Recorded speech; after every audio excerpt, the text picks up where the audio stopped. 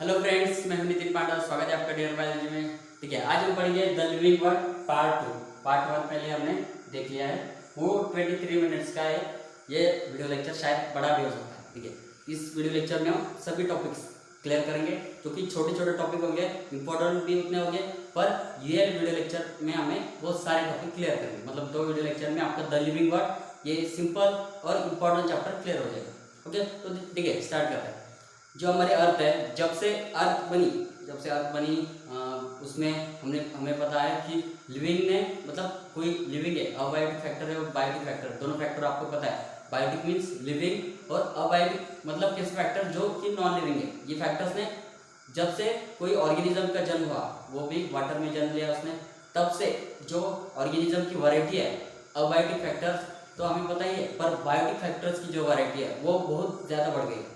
मतलब आसपास अगर देखें हम तो आपको अलग अलग एनिमल्स दिखेंगे, अलग अलग प्लांट दिखेंगे, अलग अलग माइक्रोब्स जो आप देख नहीं सकते हो, वो भी मिलियंस ऑफ नंबर्स है उनके, मिलियंस ऑफ नंबर्स है। 1000 क्यों नहीं कहा, क्योंकि 1000 नंबर बहुत कम है, मिलियंस ऑफ नंबर्स है। अगर आप देखें 8.7 मिलियन स्पीसीज है पूरी दुनिया में। 8.7 मिलियन स्पीसीज, कितनी? 8.7 मिलियन, मतलब ये नंबर बहुत ज़्यादा है। ओके, तो इन प्लांट और एनिमल, ये जो ऑर्गेनिज्म है, सब ऑर्गेनिज्म क्लासिफिकेशन भी हमें पता है कि 5 किंगडम क्लासिफिकेशन, प्लांट और एनिमल को सबको क्लासिफाई किया जाता है। तो इनका स्टडी कैसे करेंगे हम? स्टडी करने के लिए उनको कैटेगराइज करना पड़ेगा, अच्छे से कैटेगराइज करना पड़ेगा। फिर कुछ एड्स जैसे कि टैक्सोनॉमिक एड्स बनेंगे, उस टैक्सोनॉमिक एड्स का स्टडी हमें इस लेक्चर में करेगा। ओके, तो टैक्सोनॉमिक एड्स जो कि हर्बेरियम है, बॉटनिकल गार्डन है, म्यूजियम है, वो सब टैक्सोनॉमिकल एड्स का स्टडी हम इस लेक्चर में देखेंगे। ओके, तो स्टार्ट करते हैं पहले टैक्सोनॉमिक एड्स से।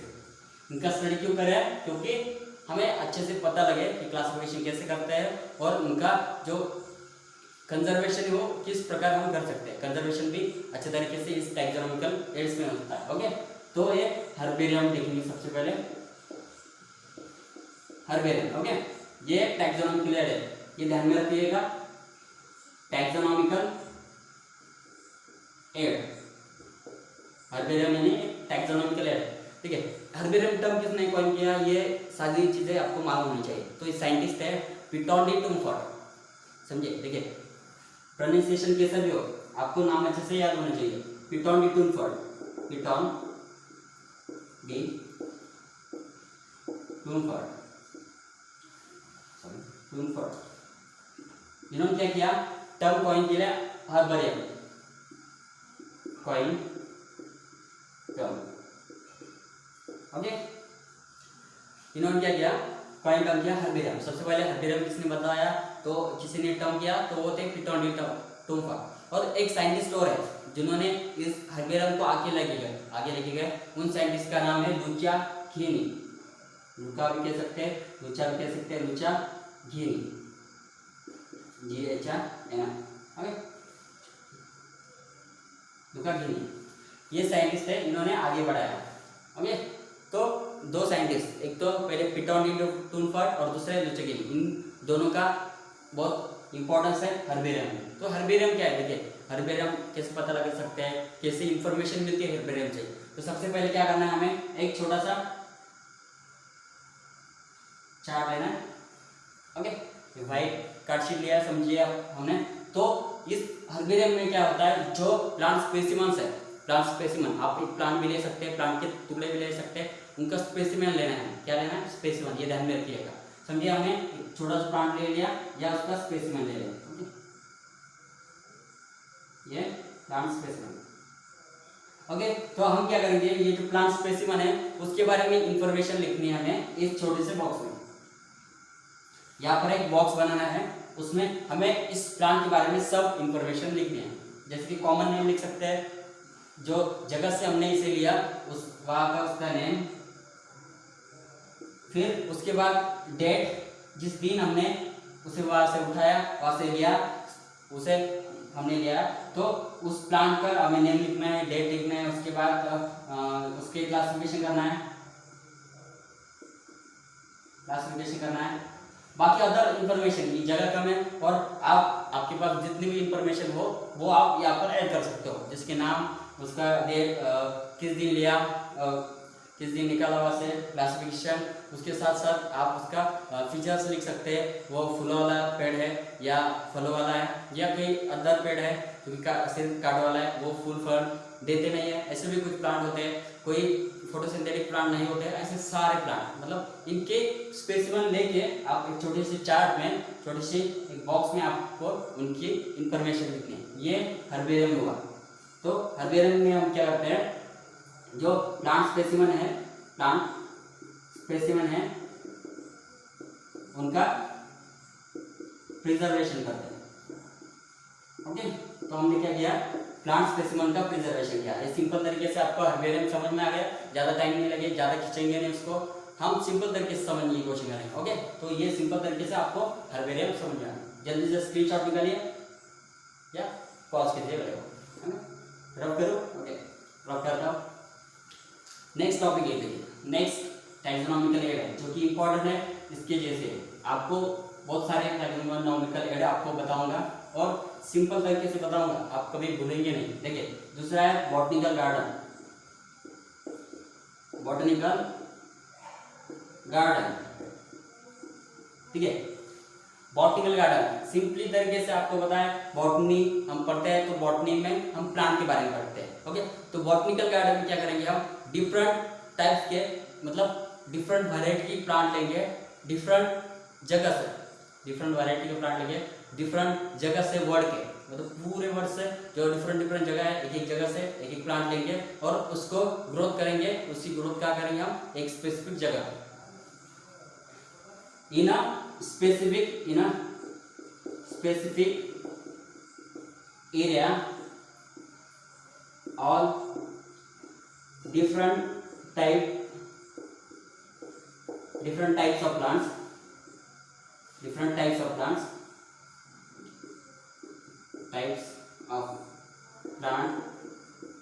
from different regions of world, मतलब अलग अलग तरह के प्लांट और अलग अलग जगह से, मतलब प्रत्येक जगह हर एक जगह से क्या करना है, आपको एक छोटा सा प्लांट लेना है और ग्रो करना है इस जगह पर। Different types of plant from different regions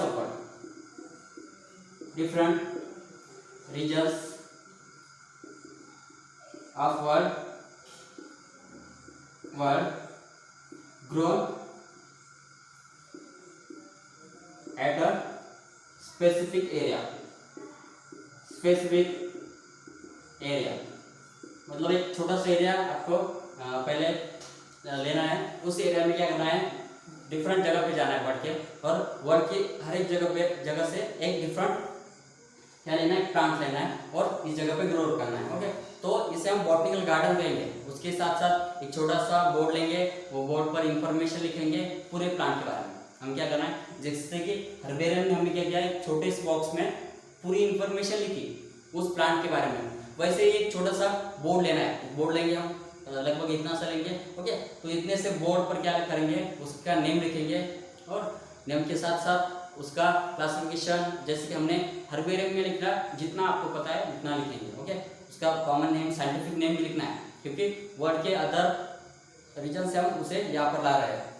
okay, तो उसे क्या करना है, एक जगह पे लाके एक समझिए एक पेड़ है, बहुत बड़ा पेड़ है जो कि हमने ऑस्ट्रेलिया से लाया। ओके, उसके ग्रो किया है हमारे रीजन में, बॉटनिकल गार्डन में।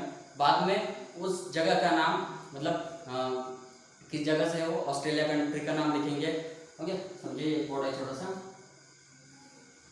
ओके, तो उसका नेम लिखेंगे, एक कॉमन लिखेंगे, कॉमन साइंटिफिक, फिर उसका डेट लिखेंगे, कितनी तारीख को हमने वहाँ से निकाला उसको, यहाँ पर कितनी तारीख को लगाया था, कौन सी डेट को लगाया था, सारी इंफॉर्मेशन इसके बारे में हम इस बोर्ड पर लिखेंगे और बोर्ड का लगेंगे उस पेड़ पर लगेंगे। ओके, तो इससे अगर हम बॉटनिकल गार्डन में जाते हैं तो उस गार्डन में जाने के बाद आपको पूरी इंफॉर्मेशन मिल जाएगी उस पेड़ के बारे में। उसकी स्पेशलिटी क्या है, क्लासिफिकेशन कैसे होता है, उसका नाम क्या है, कौन से रीजन का है, कहाँ उगता है, मतलब क्या ज़्यादा ग्रो करता है ये प्लांट, इस सब इंफॉर्मेशन हम कहाँ लेंगे, इस छोटे से बोर्ड पर लेंगे, मतलब जितनी आपको पता है उतनी, और पेड़ पर लगा देंगे। तो ये हुआ बॉटनिकल गार्डन। देखिए, उसके साथ साथ ल्यूचा गिनी जो कि हर्बेरियम को आके लेके गए, वही इन्होंने सबसे पहला फर्स्ट बॉटनिकल गार्डन बनाया था, first botanical garden. Okay, first botanical garden किन्होंने बनाया था? लुचागिनी। और एक चीज, सबसे बड़ा बॉटनिकल गार्डन का है तो वो है इंग्लैंड में। इंग्लैंड का क्यों इंग्लैंड सबसे बड़ा botanical garden, biggest botanical garden. Okay, तो देखिए बॉटनिकल गार्डन के बारे में इतनी सारी इंफॉर्मेशन काफी है, आपको ज्यादा इंफॉर्मेशन लेने की जरूरत भी नहीं, कोई टेंशन नहीं, क्योंकि इतनी इंफॉर्मेशन काफी है, मोर देन इनफ है, क्योंकि आपको यही चीजें जरूरी होती है बाकी चीजों से। ओके, तो रब कर देते हो, फर्स्ट स्क्रीनशॉट निकाल लीजिए।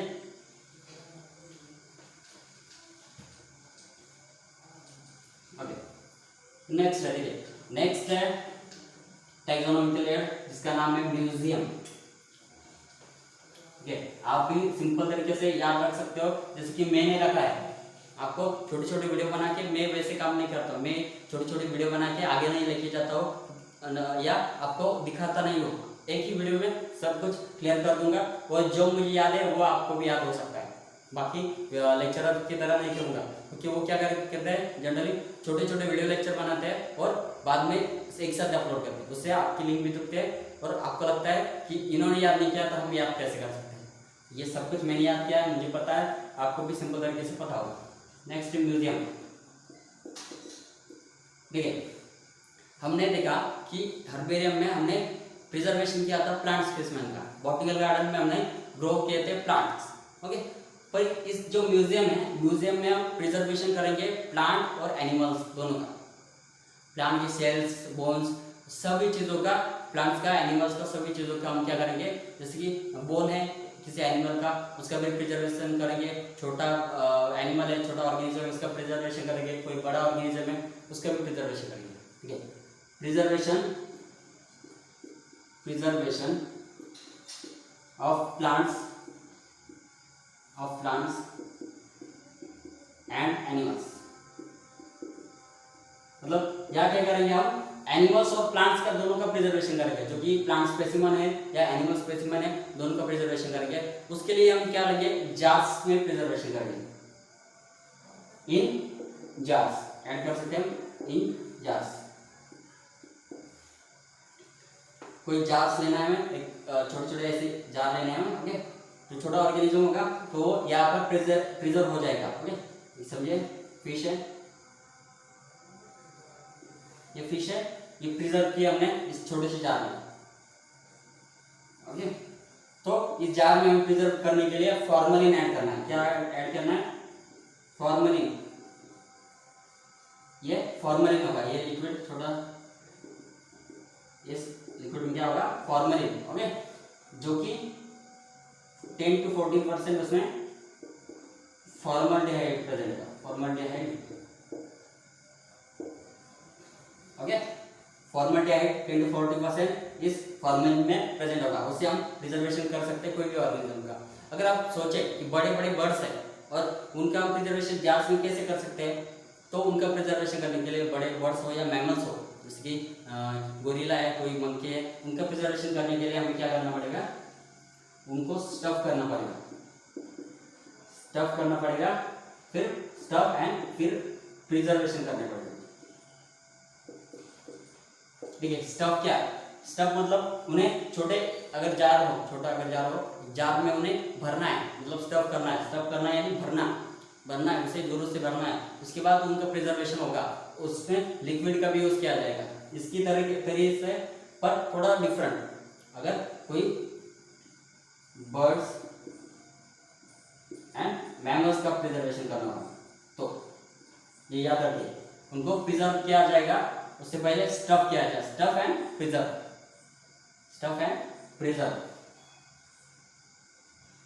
प्रिजर्वेशन भी लिख सकते हैं, कोई प्रॉब्लम नहीं, प्रिजर्व गलती होती है सबसे, कोई बात नहीं। तो म्यूजियम हमने सिंपल तरीके से पता लगा, म्यूजियम में क्या होता है, प्लांट और एनिमल दोनों का प्रिजर्वेशन होगा, वो जिनके अगर कोई बोन है या अदर पार्ट है बॉडी के, उनका प्रिजर्वेशन कर सकते हैं। जैसे कि डायनासोर देखिए, डायनासोर का जो स्केलेटन है उसका प्रिजर्वेशन कहाँ किया जाता है? म्यूजियम में। आप म्यूजियम को विजिट दे सकते हैं। म्यूजियम बेस्ट है अगर विजिट देना है, एजुकेशनल टूर के लिए विजिट देना है तो म्यूजियम भी बेस्ट ऑप्शन है, क्योंकि म्यूजियम में आपको सब पता चल जाएगा कि कैसे इवोल्यूशन हुआ, पहले कौन से ऑर्गेनिज्म थे, अब कौन से ऑर्गेनिज्म है, सबको प्रिजर्व किया जाता है। कुछ को लिक्विड में प्रिजर्व किया जाता है जैसे कि फॉर्मेलिन, कुछ को ऐसे ही डायरेक्ट प्रिजर्व किया जाता है, कुछ को स्टफ किया जाता है, फिर बाद में प्रिजर्व किया जाता है। ओके, सिंपल तरीके से समझ में आ गया? फर्स्ट में स्क्रीनशॉट निकाले या समझ गया? देखिए, उसके बाद है बायोडायवर्सिटी पार्ट्स। आप थोड़ा पॉज भी कर सकते हो अगर आपको लगे कि बहुत सारे टॉपिक एक साथ क्लियर हो रहे हैं, तो समझ लीजिए कि मैं सिंपल तरीके से बता रहा हूँ और ये सिंपल पार्ट है, इसको ज़्यादा टेंशन लेने की जरूरत नहीं है, ये सिंपल पार्ट है हमारा। ओके, टैक्सोनॉमी ये सिंपल है। द लिविंग वर्ल्ड चैप्टर भी पहले चैप्टर है, इसको ज़्यादा नीट में इंपॉर्टेंस नहीं दिया जाता है, सीटी में इंपॉर्टेंस नहीं दिया जाता, इसलिए आपको सिर्फ मालूम होना जरूरी है। आगे अगर स्टडी करना है ना तो इसको सिर्फ मालूम होना चाहिए। ओके, तो नेक्स्ट है बायोडायवर्सिटी पार्ट्स। बायोडायवर्सिटी पार्ट्स देखिए, biodiversity parts, biodiversity means diversity in living, मतलब इसमें डिफरेंट लिविंग प्रेजेंट होते। समझिए, हमारे आसपास कोई बफेलो है, कोई काऊ है, कोई डॉग है, कोई कैट है, ये सब क्या है? लिविंग है, पर इनमें क्या है? डिफरेंस है, डाइवर्सिटी इनमें। तो ये जो डाइवर्सिटी है, समझिए, इनके अलावा हम क्या करेंगे? जो कोई एनिमल्स है, कोई प्लांट्स है, मतलब इसमें एनिमल प्लांट दोनों का प्रिजर्वेशन होगा, क्या होगा? दोनों को ग्रो किया जाएगा।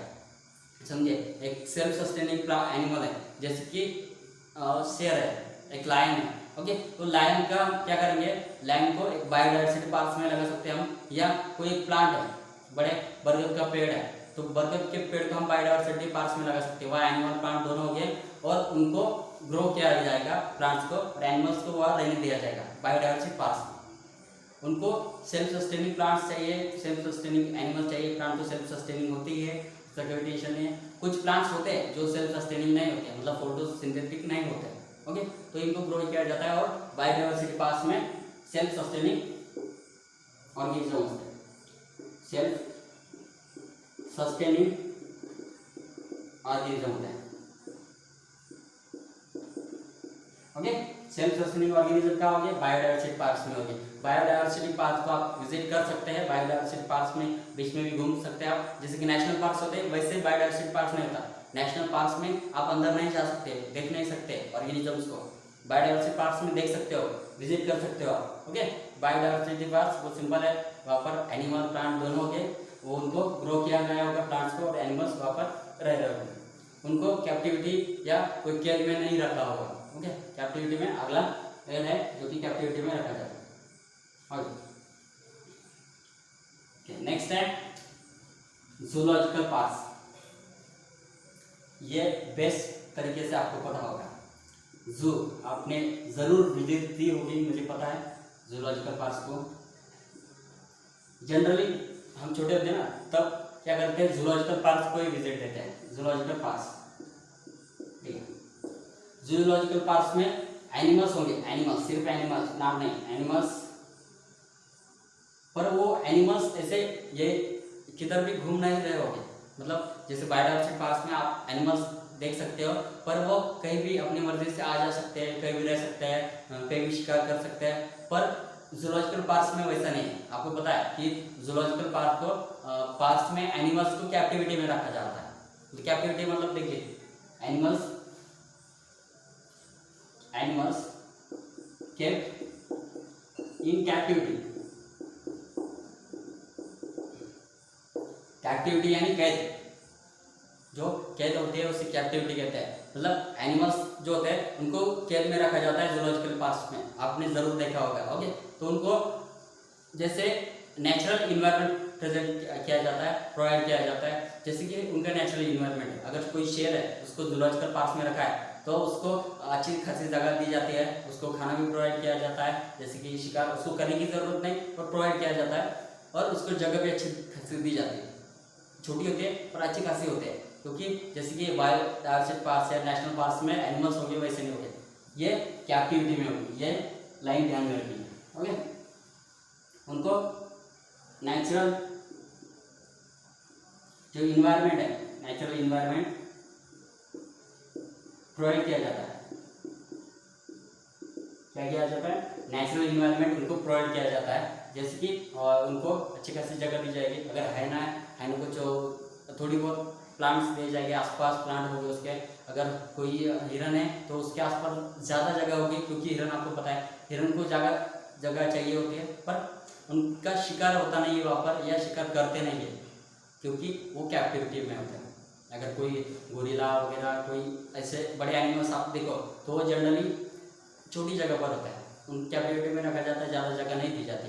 कोई बड़ा एलिफेंट हो तो ये जूलॉजिकल पार्क्स, ये भी बेस्ट है विजिट देने के लिए। ओके, जूलॉजिकल पार्क्स भी हमने पता लगा लिया। ओके, तो लास्ट जो कि हम पढ़ेंगे वो है की। ठीक है, की इनसे थोड़ा अलग है, की इनसे थोड़ा अलग है। देखिए की क्या है? की ऐसी टैक्सोनॉमिकल एड है जो कि कॉन्ट्रास्टिंग कैरेक्टर्स को बेस्ड है। ये कॉन्ट्रास्टिंग कैरेक्टर्स क्या होते हैं? कॉन्ट्रास्टिंग कैरेक्टर्स हमें पता है, जैसे कि एक हाइट है, हाइट के कॉन्ट्रास्टिंग कैरेक्टर होगी तो एक टॉल एक डॉर्फ या एक स्मॉल, टॉल या स्मॉल, टॉल या डॉर्फ, दो कॉन्ट्रास्टिंग कैरेक्टर्स हाइट के। ओके, तो ऐसे ही कॉन्ट्रास्टिंग कैरेक्टर समझिए। एक और कॉन्ट्रास्टिंग कैरेक्टर है जिससे हम क्या कहेंगे, जैसे कि ईयर्स है, हेयर्स, किस ऑर्गेनिज्म के बॉडी पर हेयर्स प्रेजेंट हो गए, किस ऑर्गेनिज्म की बॉडी पर नहीं हो गए, तो उनमें से एक जो कैरेक्टर है उसे हम एक्सेप्ट करेंगे, दूसरे को रिजेक्ट करेंगे।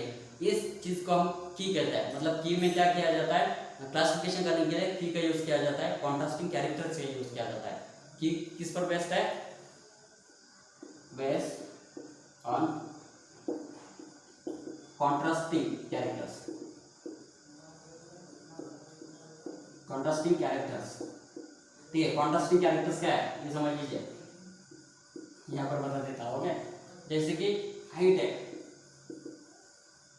हाइट। ओके, तो हाइट के कॉन्ट्रास्टिंग कैरेक्टर क्या हो गए? एक टॉल और दूसरा ड्वार्फ। ओके, आपने